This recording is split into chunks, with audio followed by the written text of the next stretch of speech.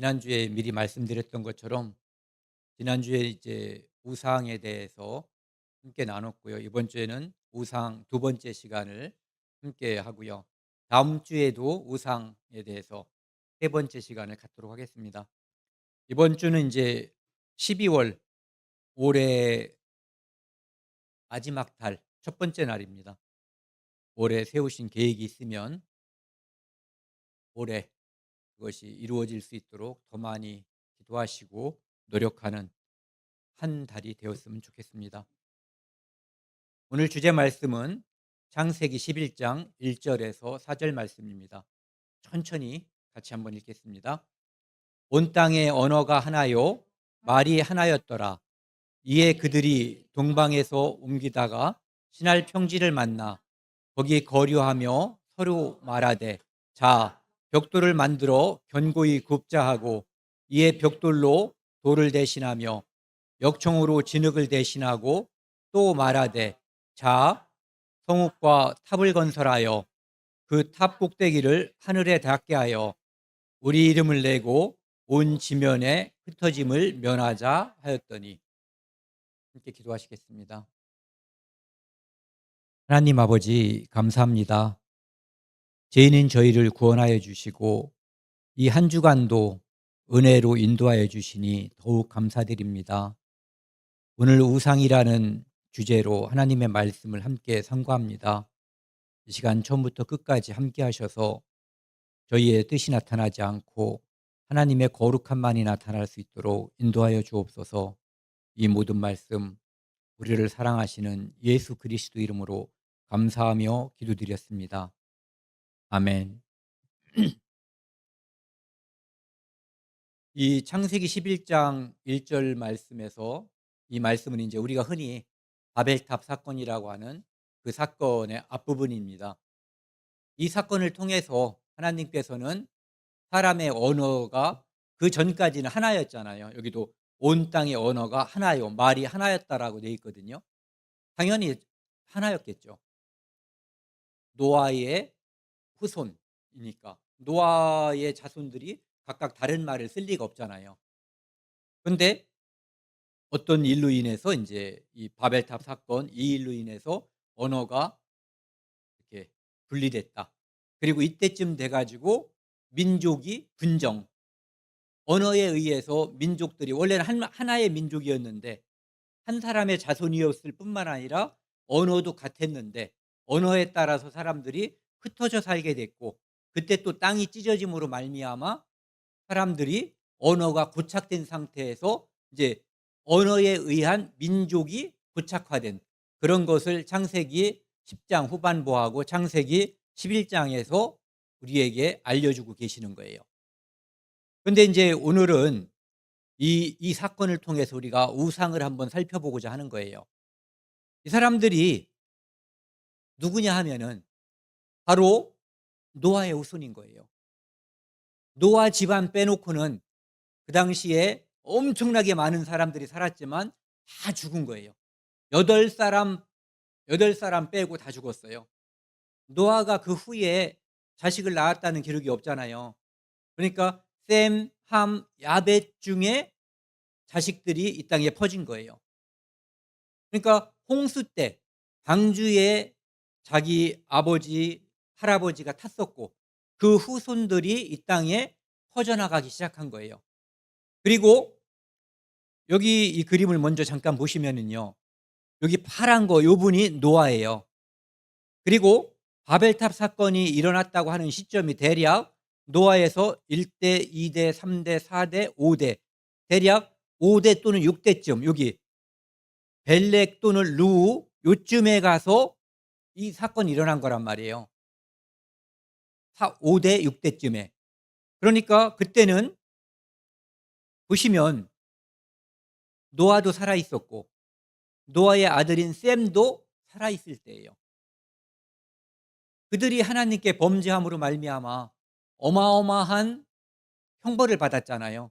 물론 그들이 받은 게 아니라 그들 말고 다른 사람들이 절멸한 거잖아요. 노아의 가족 빼놓고는. 그런데 다시 요 몇 대가 지나는 사이에 그 하나님의 은혜와 하나님의 심판에 대한 교훈을 다 잊어버린 것 같아요. 그래서 그들이 이 신할 평지에 가서 여기 보시면은 벽돌을 만들고 그다음에 역청으로다가 진흙을 대신해서 사람들이 인제 이 바벨탑을 얘기하면 바벨탑 하니까 바벨탑 뭐 이거 싼 것만 생각하는데 사실은 성읍, 도시도 만들고 특별한 어떤 탑도 또 만든 거거든요. 그런데 이유가 뭐냐 하면은 그 꼭대기를 하늘에 닿게 하고 우리 이름을 내고 온 지면에 흩어짐을 면하자. 하나님이 얘들을 흩을 계획을 세워서 그런 건지 아니면은 이 일로 사실은 흩어진 거잖아요. 흩어짐을 면하자고 하나님께 도전함으로 인해서 흩어지게 된 거예요. 언어의 찢어짐을 통해서 땅도 찢어지고 언어가 찢어짐으로 말미암아 고통이 따르게 된 거죠. 근데 그들은 이 탑을 쌓아서 이 탑이 그들에게 우상이 되었던 거예요. 아, 우리가 이 탑을 쌓으면 하나님을 심술꾸러기로 보는 거죠.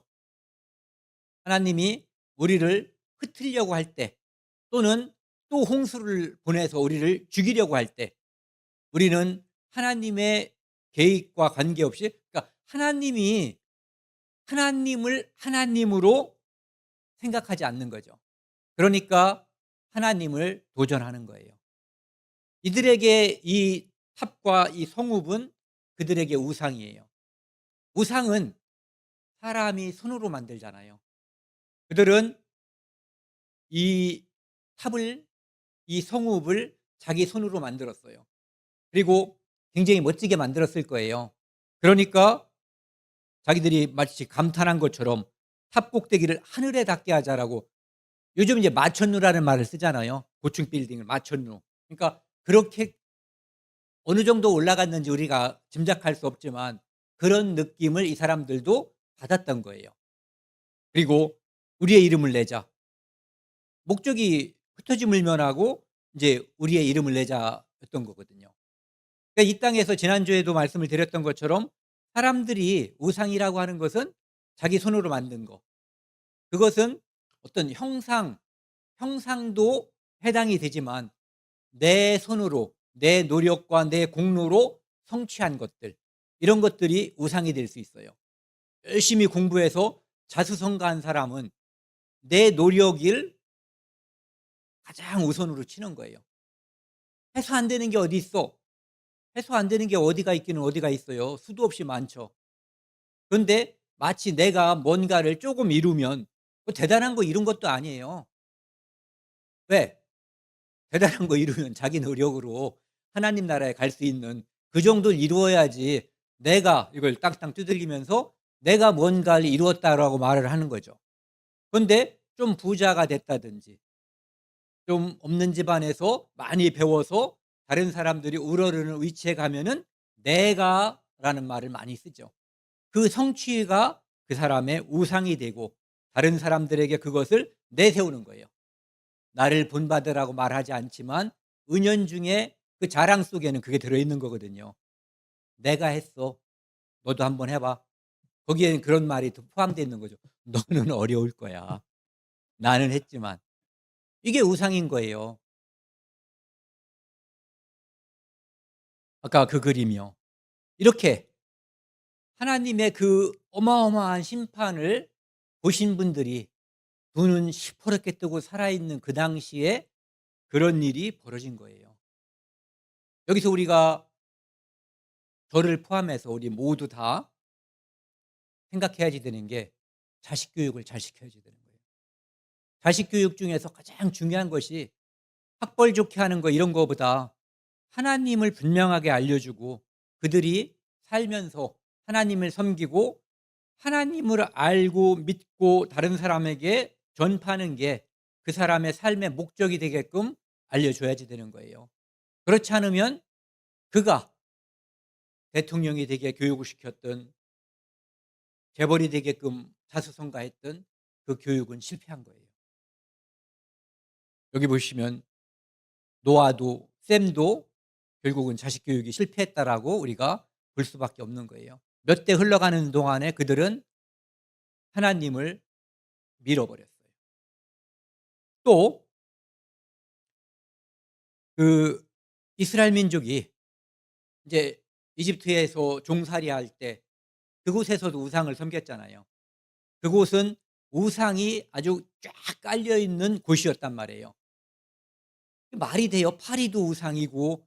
전 정말 그래도 뭔가 좀 뭐 그럴듯한 뭐가 있으면은 그것도 그래도 이해는 안 가지만, 예. 근데 파리 무슨 뭐 뭐 이런 것까지 우상으로 섬겼다는 것은 정말 형편없는 그런 거거든요. 근데 그곳에서 그것을 바라보고, 그래서 지난주에도 그거 얘기했잖아요. 아피스라고 하는 그 소, 그것을 이집트 사람들이 섬겼기 때문에 광야에서 우리를 이집트에서 건져낸 이 신이다라고 이 이름을 거기다가 붙여 버렸잖아요. 근데 이 신명기 7 장에 보면은 하나님께서 이스라엘 민족을 이제 요단강을 건너서 바로 가나안 땅에 들어가기 직전에 다시 한번 강조하는 거예요. 뭘 강조하냐 하면은 거기에 가면은 하나님은 거기 들어갈 것을 기정사실로 하고 있잖아요. 예. 근데 7 족속이 있는데 그것들을 그들을 완전히 진멸하라는 거예요. 100%다 죽이라는 거죠. 남자, 여자, 노인, 아기도 상관없이 다 죽이라는 거예요. 짐승도 다 죽이고 우상의 모양도 다 깨버리고. 그러니까 아무것도 거기서 취하지 말고 다 죽이라는 거예요. 이유가 밑에 있죠. 그리고 그들과 뭐 앞에 말을 들으면 이거는 하지 않아도 되는 거예요. 그런데 염려를 하나님께서 이걸 하신 것은 이놈들이 말을 안 들을 걸 알기 때문에 혹시 살아있는 사람들이 니네가 말을 안 들었더라도 혼인을 하지 말라는 거예요. 그래서 혼인하면 그가 결혼한 그들이 내 아들을 유혹하여 그가 여호와를 떠나고 다른 신을 섬기게 함으로 하나님이 그들에게 진노할 것이다. 즉 우상 숭배하면 하나님이 용서 없는 진노하신다. 이것을 지난주에도 우리가 많이 살펴봤거든요. 그래서 또 요 파란 글씨 같이 읽겠습니다. 그들의 제단을 헐며 주상을 깨뜨리며 아세라 목상을 찍으며 조각한 우상들을 불살할 것이니라. 그 안에 있는 그들이 섬기는 우상과 같은 존재들, 그런 것들은 그것이 이름이 무엇이든 생김새가 무엇이든 싹 부셔버리고 태워버리고 흔적도 없애라는 거죠. 왜? 보고 들으면 배우게 되는 거예요. 네. 그래서 이들은 지금 가나안 7 족속은 하나님께서 이스라엘 군대를, 하나님의 거룩한 백성을 통해서 진멸하려고 하는 거예요. 왜? 하나님이 이스라엘은 편애하고 이들은 죽이려고? 그게 아니에요. 하나님이 그들의 범죄가 인간으로서 너무너무 끔찍한 범죄를 저지르는 거예요. 인간이 해서는 안 되는 범죄를 저지르기 때문에 하나님의 거룩한 군대가 와서 그들을 쓸어버리는 거예요. 그러니까 노아 홍수 때 물로 세상을 심판했던 것처럼 가나안 족속들을 이스라엘의 성민, 하나님의 군대가 와서 심판하게끔 하는 거예요. 오늘은 이렇게 하나님께서 우상 숭배하는 그 나라 또는 민족을 계속해서 심판했음을 성경에서 확인해 보려고 그래요. 여기 보시면은 이제 이렇게 한번 보자고요. 우상 숭배의 결과가 왕국이 멸망하는 거예요. 그래서 네 토막으로 한번 제가 나눠 봤거든요. 하나님께서 우상 숭배 때문에 사울을 버리셨어요. 그리고 통일 왕국을 찢으셨어요. 우연히 사울이 낙마했다 그러죠. 왕에서 쫓겨난 게 아니라 하나님이 그의 우상 숭배 때문에 쫓아버리신 거예요. 통일 왕국도 하나님이 우상 숭배 때문에 찢어버리신 거예요. 그다음에 북이스라엘도 하나님이 쓸어버리신 거예요. 남유다도 역시 하나님이 그들의 끝없는 우상 숭배로 인해서 쓸어버리신 거예요. 요것을 차례대로 한번 보자고요. 첫 번째는 인제 사울 왕을 버린 이유에 대해서 한번 보자고요. 이 두 가지 사건이 사울 왕에게 있었는데, 사울 왕은 원래 이스라엘 민족에게 누가 왕이에요? 하나님이 왕이거든요. 그런데 이스라엘 민족이 계속해서 예전에 사사시대에 왕이 되기 전까지, 왕이 생기기 전에는 사사시대였잖아요. 하나님께 범죄, 그 범죄는 많은 인간적인 범죄도 있지만 우상 숭배가 그중에 대표적인 거거든요. 그것을 할 때 인제 범죄하면 하나님이 그 주변에 있는 다른 족속을 통해서 그들을 심판하셔요. 그럼 싹싹싹싹 비는 거죠, 살려 달라고. 그러면 하나님이 사사를 세워서 그들을 무찔러 주셔요. 그러면은 다시 또 도돌이표, 또 범죄하고 빌고 무찔러 주고, 이런 것이 계속해서 반복된 거거든요. 그래서 사무엘, 마지막 사사인 사무엘 시대까지 온 거예요. 그런데 그들은 마침내 하나님의 왕됨을 거절하는 거예요. 그러니까 자기들의 하나님은 눈에 보이지 않잖아요. 다른 민족들처럼, 다른 나라들처럼 눈에 보이는 우상을 원하는 거죠. 그래서 왕을 달라고 한 거예요. 그거에 사무엘도 하나님도 흔쾌하지 않았지만 그들에게 왕을 결국은 주셨죠. 그리고 첫 왕인 사울에게 하나님께서 이제 함께 하셨어요. 그런데 사무엘이, 사울이 하나님의 말씀을 순종하는지 아닌지 이것을 보기 위해서 내가 7일 후에 갈 테니까, 가서 번제를 드릴 테니까 7일 동안 기다리라고 이야기를 했어요. 사무엘상 10장 8절에.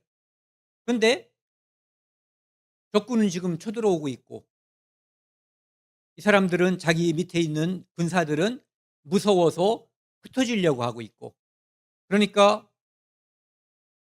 여기 사울이 이르되 백성은 내게서 흩어지고 정한 기일 안에 당신은, 사무엘은 오지 않고, 그러니까 이렇게 말하는 거예요. 부득이하여 번제를 드렸나이다. 안 드릴 수 없어서 이걸 하는 게 나을 것 같아서, 당신 같았어도 그렇게 했을 거다라고 이야기하는 거죠. 실제적으로 번제를 드린 것도 잘못이지만 그것보다 더 큰 잘못은 뭐냐 하면은 기다리지 않은 거예요. 하나님 말씀에 순종하지 않은 것.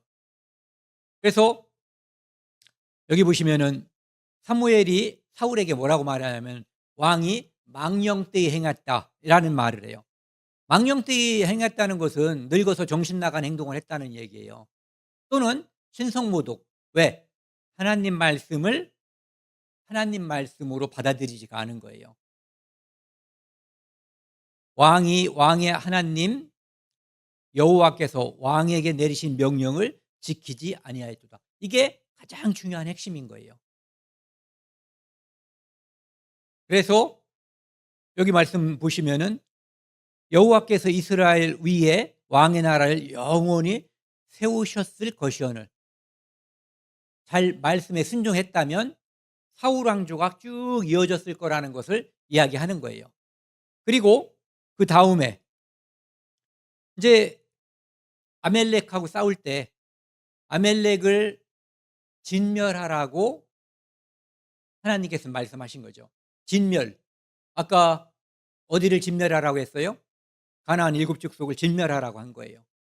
그런데 사무엘이 와 봤더니 진멸은커녕 소, 양 이런 울음소리가 들리고 아말렉의 왕인 아각을 잡아다 놓은 거예요, 죽이지 않고.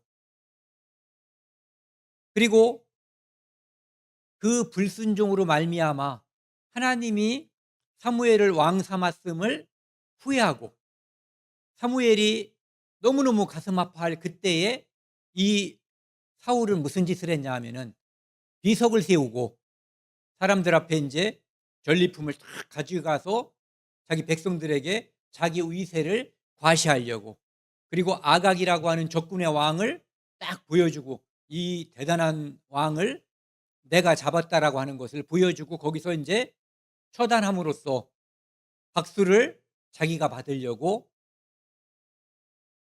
이스라엘 민족에게 자기가 우상으로 등극하고 싶은 그 마음이 여기 머리끝까지 사무쳤던 거예요.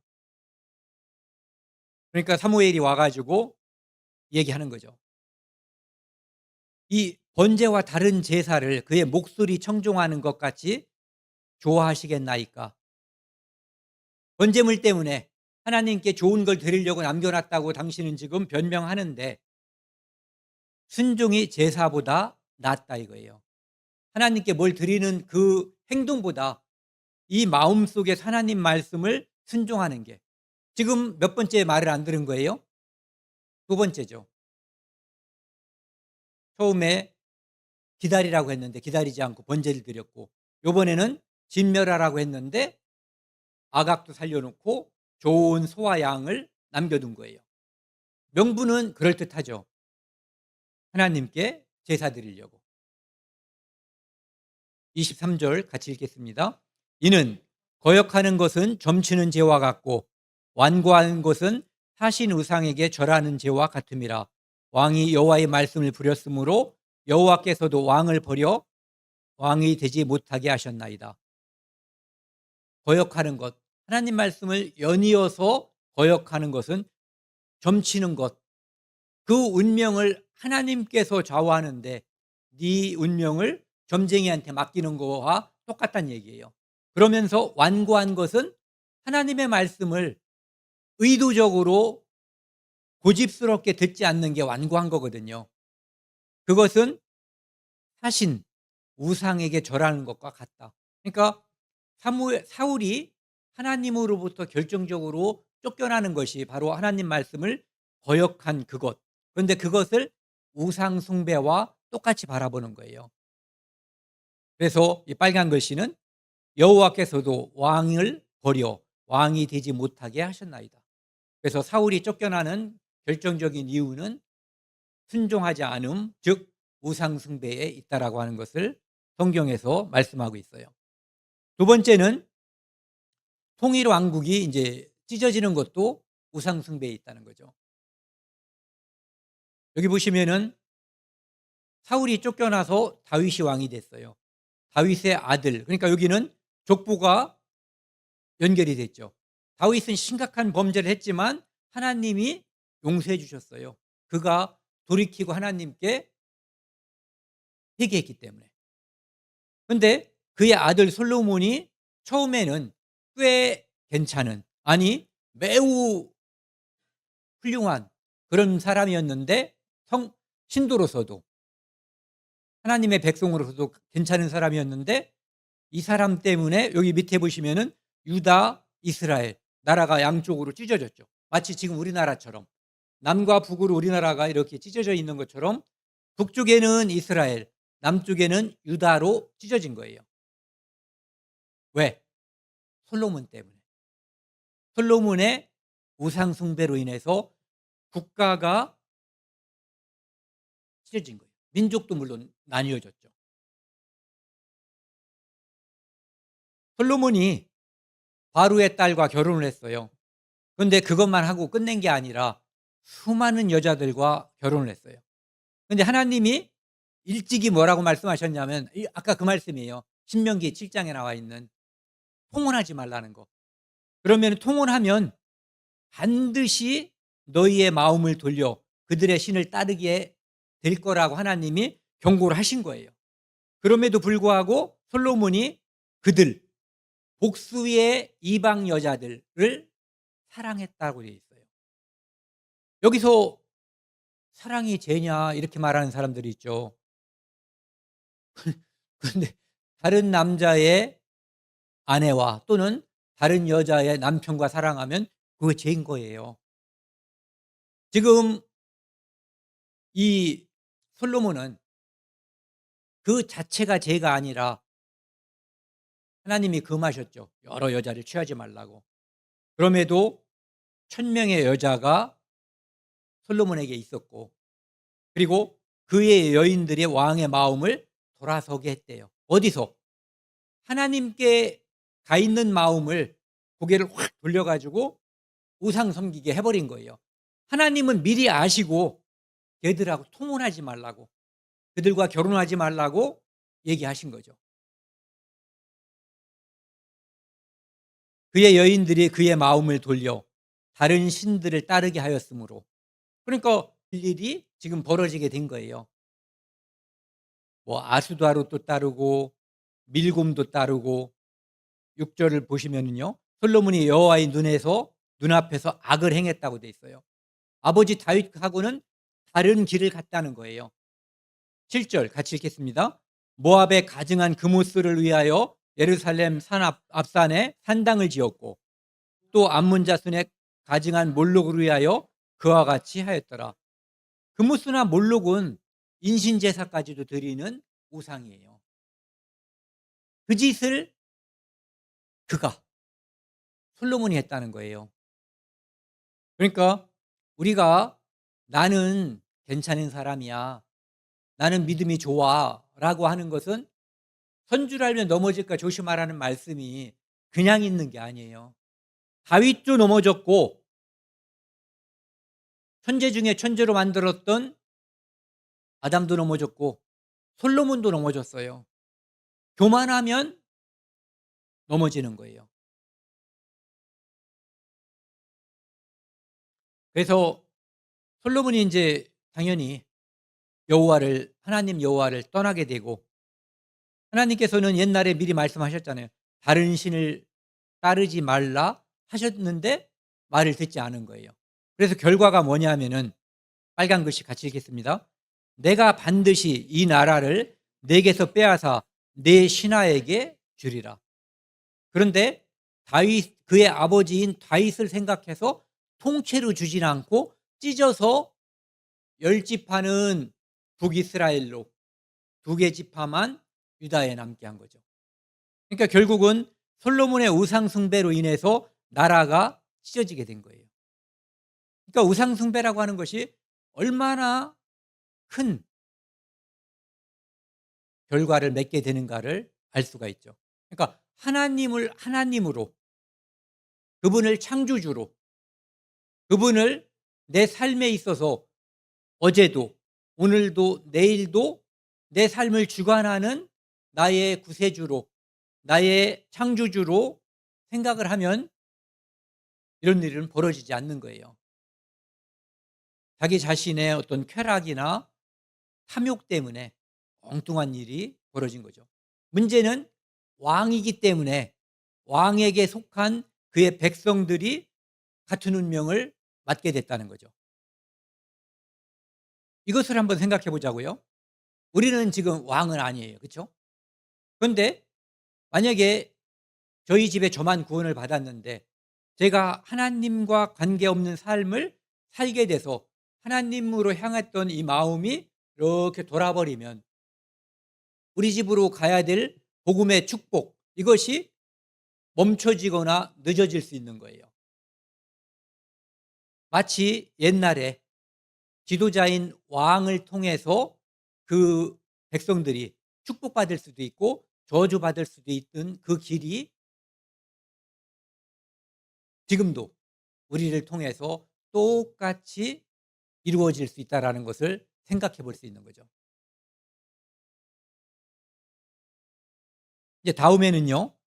북이스라엘이 우리는 참 좋은 시대에 살고 있어요. 이미 하나님이 멸망하리라 하고 알려 주셨고, 지나간 것, 그러니까 역사잖아요, 우리한테는. 미래에 되어질 일은 하나님 말씀이기 때문에 우리가 믿을 수 있지만, 똑같은 하나님 말씀이어도 지나간 역사로 바라보는 것과 확신에 있어서는 이게 더 확신이 있는 거예요.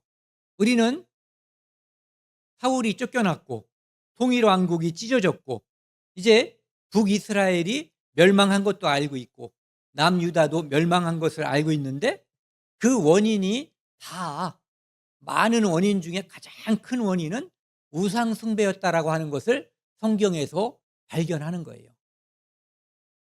원인을 아는 것은 중요하거든요. 여기 보시면은 이제 다시요. 사울이 쫓겨났어요. 불순종, 완고한 우상 숭배로 인해서. 솔로몬은 대놓고 우상 숭배로 인해서 이제 나라가 유다와 이스라엘로 찢어졌어요. 그러면 사울도 쫓겨났고 솔로몬의 나라가 찢어졌으면 이 밑에 이어지는 왕들은 '아, 내가 적어도 우상 숭배는 하지 않아야 되겠구나.' 하나님이 가장 싫어하는 거. 하나님을 하나님으로 인정 않는 게 우상 숭배예요. 지난번에 제가 이해하기 쉽게 부부가 있는데 요 사이에 뭐가 하나 끼는 거예요. 여자가 끼든 남자가 끼든.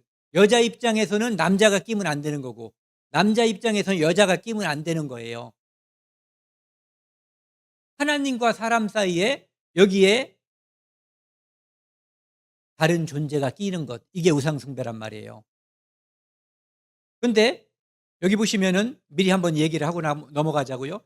유다는 이스라엘보다 길게 나갔죠.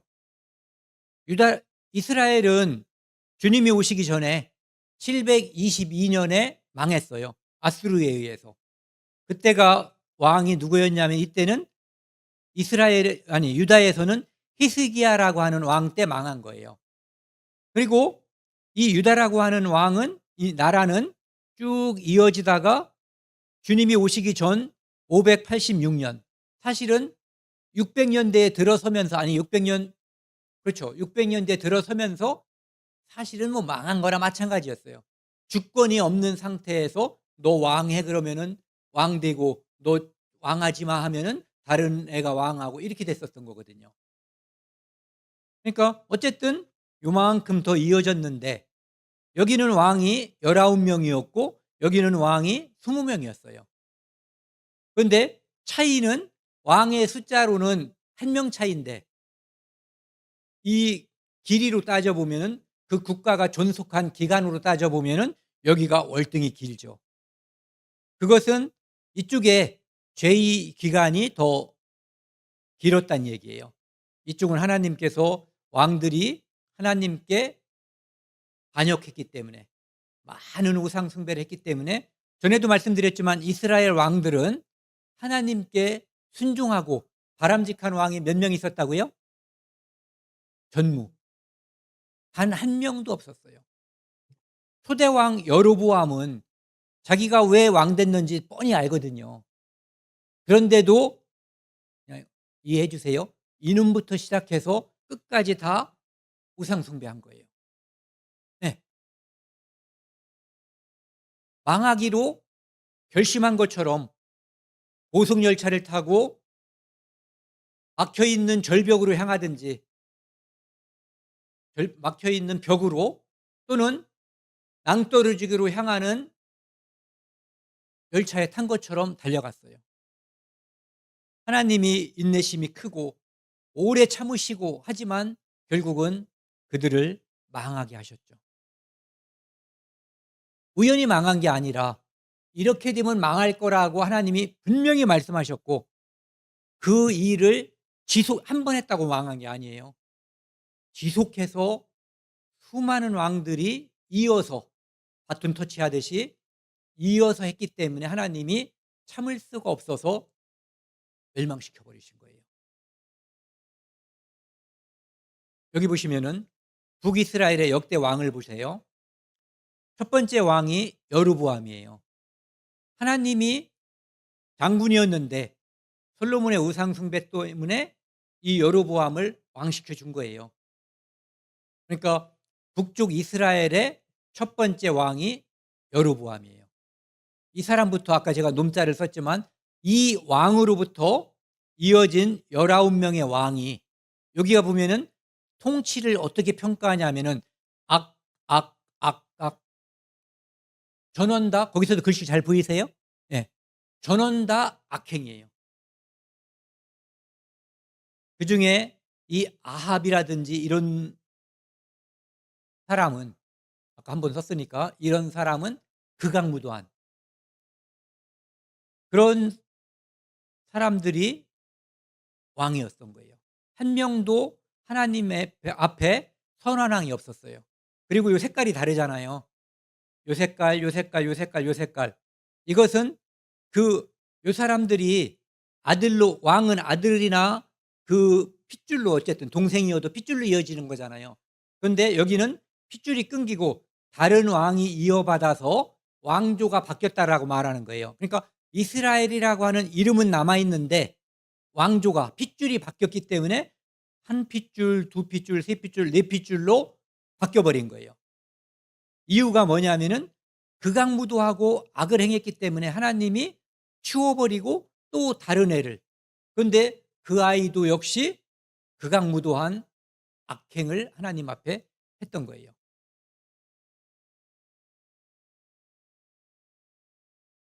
이 열왕기상 12장은요 여로보암, 아까 그 초대 왕이요, 그 사람이 왕이 됐는데 누가 왕 시켜줬다고요? 자기가 쿠데타 일으켜서 자기가 훌륭해서 왕 된 게 아니라 하나님이 선지자를 통해서 너 왕 될 거야라고 알려줬단 말이에요. 그리고 실제로 하나님이 왕을 시켜준 거예요. 그런데 얘 보고 뭐라고 하나님께서 말씀하셨냐면은, 아니 이 사람이 무엇을 걱정했냐면은 자기는 뭘 걱정해야지 돼요? 아, 나는 우상 숭배하면 안 되겠구나. 그리고 우리 백성도 우상 숭배하는 길로 가면 안 되겠구나. 이걸 걱정해야지 되는데 자기 백성들이 남쪽 유다에는 뭐가 있어요? 예루살렘에 성전이 있잖아요. 성전에는 명절 때 가서 하나님께 제사를 드리고 그곳에 가서 하나님 앞에 가야지 되는 거예요. 그러니까 우리 백성들이 거기 갔다가 마음을 돌이켜서 밑에 있는 왕 솔로몬의 아들 르호보암한테 돌아가 버리면은 나는 어찌할까 걱정이 돼 가지고 고심 끝에 머리를 짜낸 게 그런 말 하잖아요. 장고 끝에 악수를 둔다고. 이 사람이 그렇게 머리를 써서 아, 그러면 나는 하나님께 충성을 다해야 되겠구나. 하나님 말씀에 순종해야 되겠구나. 이런 생각을 한 게 아니라 그럼 뭐 우리도 하나 만들지 뭐 이렇게 한 거예요. 그래서 베델과 단에다가 하나씩 금송아지를 만들어서, 그것도 금송아지를 만들었어요. 이것이 너희들의 하나님이다라고 하면 얘들이 거기 갈 일도 없고 가는 것도 막을 수가 있고 그러면 백성들이 빠져나갈 일도 없다라고 한 거예요. 그래서 두 금송아지를 해놓고 애굽 땅에서 인도하여 올린 너희의 신이다. 그래서 하나님 앞에 그게 죄가 된 거예요. 백성들이 이제 단에 가서 우상 섬기고 단에 가서 우상 섬기고 베델에 가서 우상 섬기고, 이 일을 누가 조장했어요? 예, 왕이 조장한 거예요. 왕이 하나님께 순종했으면 백성들도 축복을 받았을 텐데. 그래서 그때 이 사람이 무슨 짓을 했냐면 산당도 줬어요. 우상 섬기는 곳. 그리고 레위 자손만 하나님의 백성이 될 수 있는, 아니 제사장이 될 수 있는 거잖아요. 그런데 보통 사람 자원하면 제사장이 될 수 있게끔, 그러니까 하나님께서 정한 그것과 다른 일을 벌인 거예요. 그리고 또 대속죄절은 유대 달력으로 7월 10일이잖아요. 그런데 사이비를 또 하나 만들었어요. 유사하게 그 역할과 날짜를 비슷하게 만들어서 8월 15일, 우리의 추석이 어쩌면 이게 근원일 가능성도 있는 거예요. 8월 15일을 정해서 유다절기와 비슷하게 해놓고 거기서 숨기게 한 거예요. 8월 15일. 그래서 여기에 편리하게 해놨어요. 남쪽 사람들은 베델에 가서 금송아지 섬기고 북쪽 사람들은 단에 가서 섬기고, 그러니까 여기쯤 이제 있는 사람들은 지가 알아서 하면 되죠. 문제는 여기만 내려가지 않으면 된다는 거예요. 예루살렘만. 그런데 하나님께서 이렇게 말씀하시죠. 33절 열왕기상 13장 33절 34절, 특히 빨간 글씨를 마음속에 잘 두고요. 크게 한번 읽어보겠습니다. 여로보암이 이 일 후에도 그의 악한 길에서 떠나 돌이키지 아니하고 다시 일반 백성을 산당의 제사장으로 삼되 누구든지 자원하면 그 사람을 산당의 제사장으로 삼았으므로 이 일이 여로보암 집에 죄가 되어 그 집이 땅 위에 끊어져 멸망하게 되니라. 그러니까 북쪽 이스라엘에 멸망하게 된, 특히 이제 여로보암 집안이 왕이 대가 끊기게 된 이유가 바로 여로보암의 우상 숭배에 있다는 것을 성경에서 분명하게 말씀하고 있어요. 다음은 이제 남쪽 유다의 멸망을 한번 보자고요. 이제 유다는 아까 말씀드린 것처럼 솔로몬의 아들 르호보암이, 그러니까 르호보암이 즉위한 거하고 여로보암이 즉위한 게 같이 931년이죠. 시작 같이 한 거예요. 그런데 이 유다 왕은, 특히 이 히스기야 이후의 왕들은 더 많이 경각심을 가져야 됐잖아요. 우리의 같은 핏줄이었던 북쪽에 있는 이스라엘이 우상 숭배로 아수르에게 망했거든요. 아수르에게 망했지만 하나님이 쓸어버리신 거예요. 하나님이 심판하신 거란 말이에요. 그러면 히스기야의 아들이 므낫세란 말이에요. 그럼 이 아이는, 히스기야는 상당히 선한 왕이었단 말이에요. 그의 아들도 하나님 앞에 순종했어야지 마땅한 거거든요. 그런데 므낫세, 이 사람 때문에 유다가 멸망하게 된 거예요. 극악무도했고 우상 숭배를 이방인보다 더 앞장서서 했다라고 돼 있어요. 그래서 그것으로 인해서 망하게 되었다. 그리고 요 밑에도 한번 보세요. 요건 다른 걸 보시면 되겠네요. 히스기야는 아까 말씀드렸죠. 그때 북쪽 이스라엘이 망했어요. 그리고 히스기야는 하나님 앞에 상당히 선한 왕이었어요. 하나님 말씀을 순종하는 왕. 심지어는 히스기야 때 아수르가 쳐들어왔어요.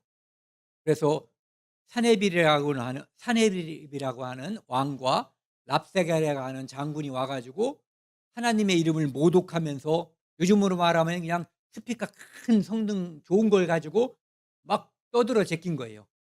"너희는 우리 왕 앞에 절대로 구원받을 수가 없다.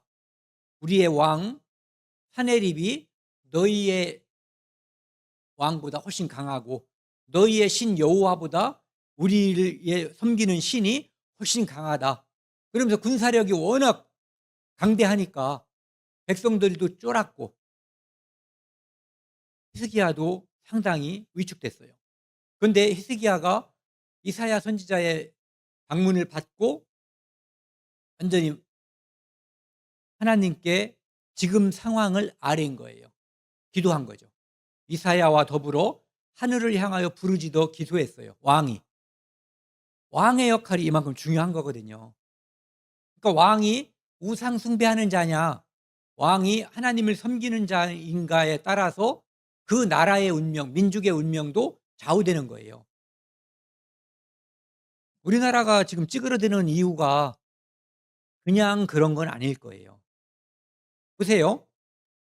하나님께서, 여호와께서 천사를 보내 가지고 아수르 진영에 있는 사람들을 싹 쓸어버렸어요. 열왕기하 19장에는 이 이야기를 좀 더 자세하게 설명하고 있거든요. 18만 5천 명을 이스라엘 민족의 칼 한 번, 활 한 번 당기지 않고 하나님이 다 죽여버렸다고 돼 있어요. 18만 5천 명을 하나님이 이사야와 히스기야의 기도로 죽여버린 거예요. 그런데 북쪽 이스라엘은 어떤 때는 국방력이 상당히 좋았던 때도 있어요. 그런데 그들의 힘을 믿고 우상만 계속 섬긴 거거든요. 그러니까 전쟁에 이기고 지는 것, 그 사람의 삶이 윤택하고 나락으로 떨어지는 것, 이런 것이 하나님 앞에 달려 있는 거예요. 내 노력이나 내가 무언가를 의지하는 그것에 의해서 되는 게 아니에요. 왜냐하면은 그것들은 영원한 게 아니고 다 사라질 것들이거든요. 여호와께서 이거 보세요. 22절 밑에 있는 23절까지 같이 읽겠습니다. 이와 같이 여호와께서 히스기야와 예루살렘 주민을 아수르 왕 사네립의 손과 모든 적국의 손에서 구원하여 내사 사면으로 보호하심에 여러 사람이 예물을 가지고 예루살렘에 와서 여호와께 드리고 또 보물을 유다 왕 히스기야에 드린지라. 이후부터 히스기야가 모든 나라의 눈에 존귀하게 되었더라. 생각을 해보세요. 성문을 닫고 버텼는데 밖에 있는 애들이 18만 5천 명이 죽었어요. 그러니까 그 소식을 들은 주변 나라에서 조공을 바치고 사이좋게 지내자. 사이좋게 지내야 되겠어요? 아니면 또 쳐들어와야 되겠어요? 네, 사이좋게 지내야지 맞는 거예요. 그래서 하나님이 히스기야를 존귀하게 높고 귀하게 해주신 거예요. 그런데 그의 아들 때에 열왕기하 21장에 보면은요, 유다 왕 므낫세가, 우리가 알아야 될 것은 이 사람이 히스기야의 아들이에요. 히스기야 아들 므낫세가 그 가증한 일과 악을 행함이 그 전에 있던 아모리 사람의 행위보다 더욱 심하였고, 우상 숭배하고 자식을 우상에게 불 앞에 바치는 그런 일을 행하는 사람들보다 더 악랄한 짓을 했다는 거예요. 또 빨간 글씨 같이 한번 읽겠습니다. 그들의 우상으로 유다를 범죄하게 하였도다.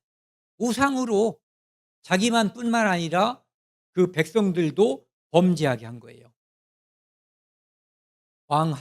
열왕기하 23장 26절이요. 그러나 여호와께서 유다를 향하여 내리신 그 크게 타오르는 진노를 돌이키지 아니하셨으니, 요시야가 개혁을 했어요. 정치 개혁뿐만 아니라 가장 중요하고 멋진 개혁은 종교 개혁을 한 거예요.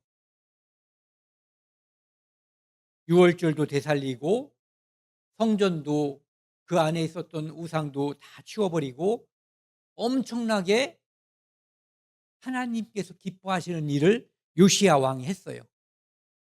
그럼에도 불구하고 하나님께서 유다를 멸망시키기로 한 그 뜻을 돌이키지 않았어요.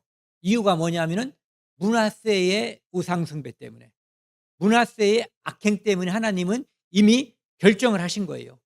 그런데 요시야에게는 한 가지, 뭐라고 할까요? 뭘 줬다고 그래야지? 상을 줬다고 할까요?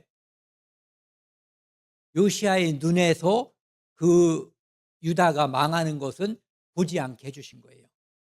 그래서 요시야는 전쟁 중에 전사해 버렸어요. 자기 나라가 망하는 것은 보지를 않게 하나님께서 해주신 거죠. 이는 므낫세가 여호와를 경노하게 한 그 모든 경로 때문에 하나님이 유다를 망할 수밖에 없는 쪽으로 쭉 끌고 간 거예요. 그 후에 선환왕 므낫세 다음에, 그 다음에 아몬이 있었고, 그 다음에 이 요시야가 엄청난 일을 행했는데도 결국은 요시야만 그 멸망하는 것을 보지 않게 해주셨을 뿐이지 결국은 멸망으로 끌어가 버리신 거예요. 여기 보시면은 요시야가 하나님 앞에 이제 정직하게 행했다는 것을 말씀하고 있어요. 다윗의 길로 걸었다는 것은 그가 하나님 뜻에 순종했다는 얘기고, 여로보암의 길로 갔다는 얘기는 하나님 앞에 잘못됐다라고 하는 것을 말씀하는 거예요. 여기 보시면은 이 요시야가 이런 일을 한 거예요. 요 파란 글씨부터 같이 읽겠습니다. 끝까지요. 그 산당들과 아사라 목상들과 아로새긴 우상들과 부어 만든 우상을 제거하여 버리매, 무리가 왕 앞에서 바알의 제단을 헐었으며 왕이 또 그 제단 위에 높이 달린 태양상들을 찍고 또 아사라 목상들과 아로새긴 우상들과 부어 만든 우상들을 빻아 가루를 만들어 제사하던 자들의 무덤에 뿌리고. 신기하잖아요. 이런 일들은 히스기야 때 없었던 일이란 말이에요. 히스기야가 웬만한 건 싹 쓸어 버렸단 말이에요. 그런데 다음에 예 므낫세, 아몬과 므낫세 요 왕들 사이에 이런 일들이 쫙 퍼져 버린 거예요. 왕이 장려하니까 백성들도, 그러니까 왕이 범죄하고 백성들도 범죄하게 된 거예요.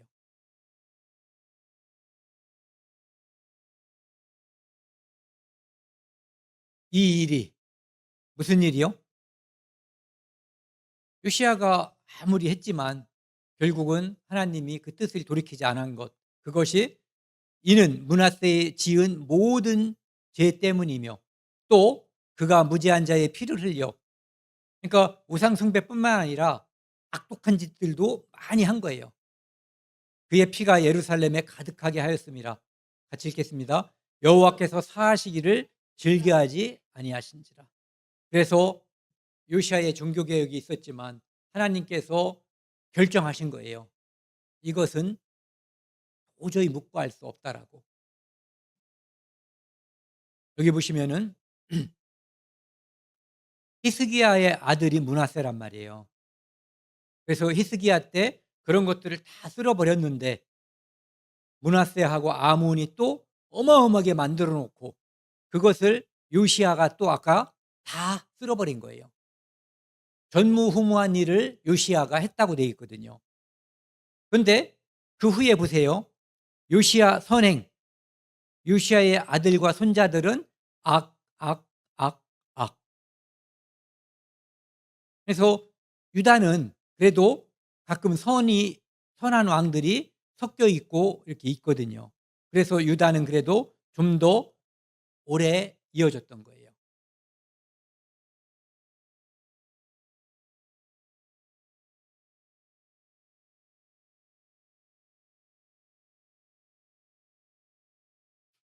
이사야 42장 17절 말씀을 보면은요.